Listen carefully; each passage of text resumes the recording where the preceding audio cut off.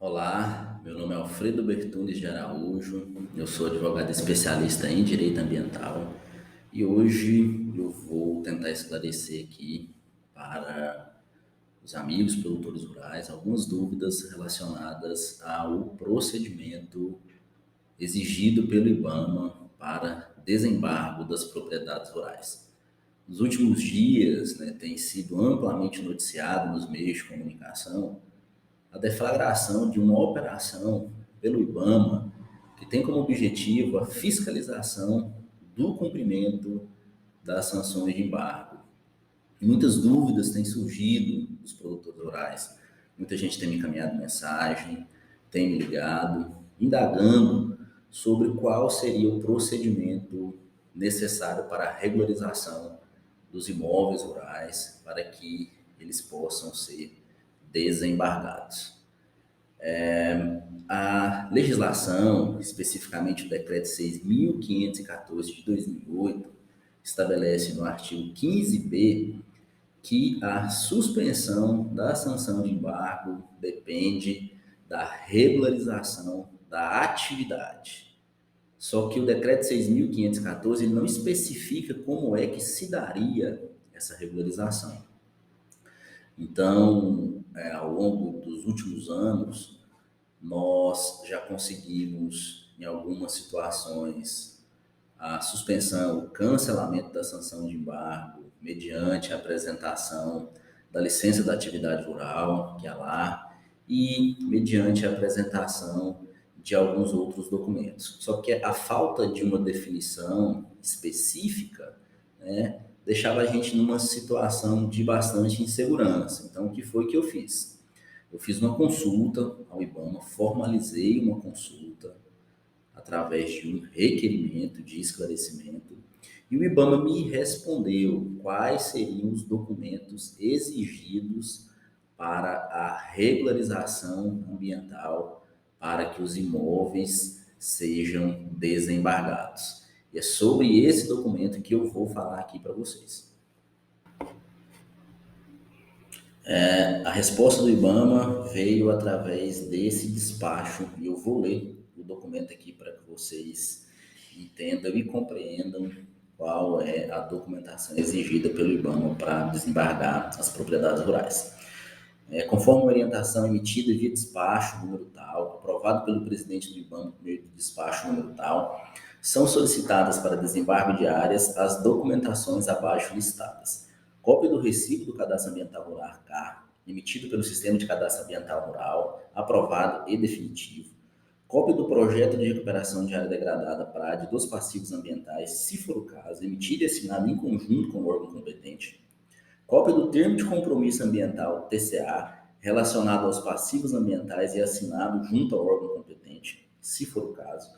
Cópia do extrato de publicação do termo de compromisso ambiental no Diário Oficial do Estado ou similar, se for o caso. Cópia da licença de atividade rural, LAR. Cópia do certificado de regularidade do Cadastro Técnico Federal para atividade específica desenvolvida. Cópia de comprovante da reposição florestal obrigatória junto ao órgão ambiental competente, se for o caso. O documento aqui é datado de 17 de janeiro de 2023, então ele traz informações atualizadas sobre a documentação exigida pelo IBAMA para o desembargo. É importante salientar que aqui se trata de uma orientação geral, né, e que o desembargo de cada propriedade deve ser analisado caso a caso. Mas esse é um documento extremamente importante porque de antemão a gente já consegue saber quais procedimentos deverão ser adotados para que o IBAMA realize o desembargo. Muito embora a sanção de embargo tenha sido imposta pelo IBAMA, toda essa regularização ambiental não é feita pelo órgão ambiental federal. A regularização ambiental expressa que em todos esses documentos, em quase todos esses documentos, ela é feita de acordo com o que está na Lei Complementar número 140 de 2011, ela é feita pelo órgão ambiental estadual, que é o órgão que tem a competência para fazer a regularização ambiental dos imóveis rurais. Em alguns casos, o órgão ambiental estadual pode delegar competência para essa regularização ao órgão ambiental municipal, ou seja, para a Secretaria Municipal de Meio Ambiente da localidade do imóvel. Vamos lá, que vou tratar de forma específica de cada um desses documentos. O CAR, todo mundo sabe o que é que se trata, só que aqui o CAR, ele deve ser um CAR aprovado e definitivo, ou seja, um CAR que já tenha passado pela análise e aprovação do órgão ambiental competente. A cópia do projeto de recuperação de área degradada PRAD, a cópia do termo de compromisso ambiental TCA e a cópia do extrato de publicação do TCA no Diário Oficial do Estado são documentos que você obtém após a validação do CAR e após a adesão ao PRA, que é o Programa de Regularização Ambiental.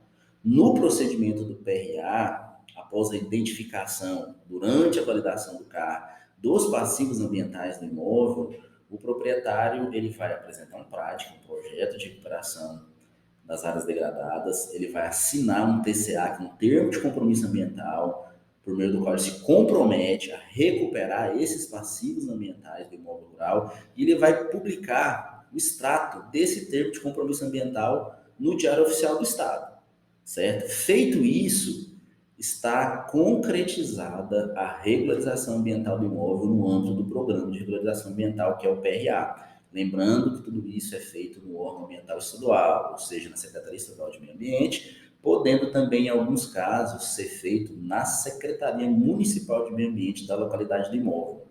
Em alguns casos também será exigida a cópia da licença da atividade rural, que é a LAR, essa todo mundo sabe do que é que se trata, ela é obtida nas secretarias municipais de meio ambiente.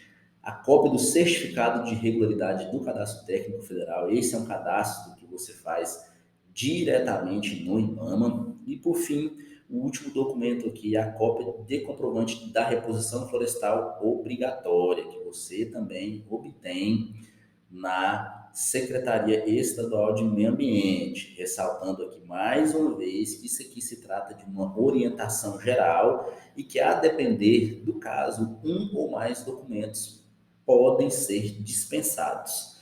O que não vai ser dispensado, em hipótese nenhuma, é o cadastro ambiental rural e os documentos relacionados ao Programa de Regularização Ambiental, PRA, porque são esses documentos que, de fato, promovem a regularização ambiental do imóvel rural.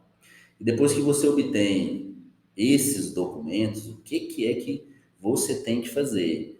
Requerer, por meio de um advogado devidamente habilitado, que o IBAMA faça ou promova o desembargo do imóvel rural. O IBAMA vai analisar toda essa documentação e, depois que analisar e aprovar, ele vai proferir uma decisão cancelando ou suspendendo a sanção de embargo.